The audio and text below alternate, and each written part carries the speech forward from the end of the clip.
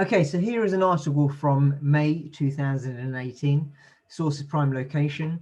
And this article is about the Sunday Times Rich List, which is basically Britain's 1,000 wealthiest individuals. Now, there are a staggering 145 billionaires that made it to that list back then. But the interesting thing is that many of the UK's super rich owe much of their wealth to property. Now, Robert Watts, who is the person that compiles the Sunday Times Rich List each year, says at least 1 in 6 people on this year's Sunday Times Rich List owes their wealth to property or the world of home ownership in some way, which is really interesting, right? Let's have a look at the Sunday Times Rich List 2020 now.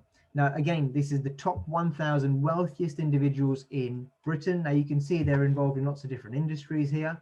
But if I just put in a keyword here, property,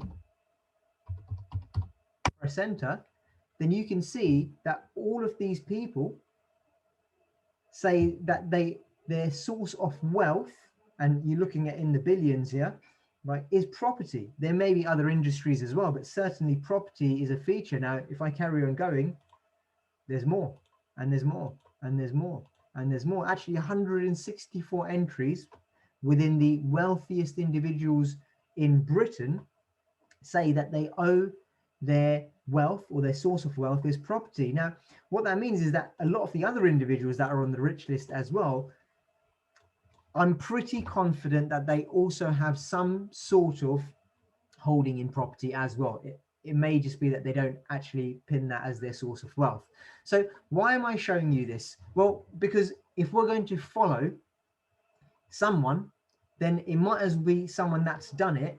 And it looks like a lot of people owe their source of wealth to property. So that to me is undeniable evidence why we should be looking at property and how it can be successful too.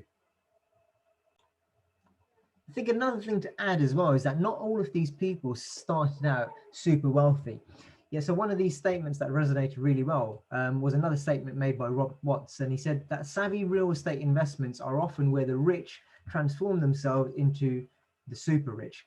Now, if you read some of the stories of the top 10 property moguls on the Sunday Times Rich List, again, this from 2018, it tells you their background and that perhaps they weren't super rich to start with. I mean, look, David and Simon Rubin, these Indian-born brothers, poured their wealth into London's thriving property market. There was a story about Alan Sugar here. Lord Sugar made his name selling computers, but the Apprentice star would not be a billionaire were it not for his skillful London property deals. These guys started out working for General Electric in accounts.